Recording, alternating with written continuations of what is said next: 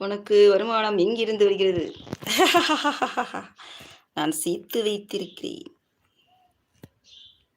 நான் சேர்த்து வைத்து இருந்தேன். கொஞ்சம் கொஞ்சம் வந்து நாங்க வந்து கொஞ்சம் வந்து இந்த வீட்ட வந்து நாங்க வாடகைக்கு விட்டுருந்தோம் இல்லையா? வாடகைக்கு விட்டுருந்தோம் இல்லையா? அப்போ வந்து கொஞ்சம் சேர்த்து வச்சிருந்தேன்.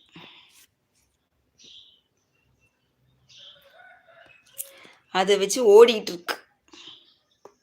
நான் வந்து வைஃபை மாட்டுனேன்னா வந்து கட கட கடான்னு வந்து அப்புறம் சுத்தமா பைசா இருக்காது. ரீசார்ஜ் பண்றதுக்கு அப்டி சொல்லிட்டு தான் வைஃபை மாட்டாம இருக்கேன். இல்லன்னா வைஃபை மாட்டிருவேன்.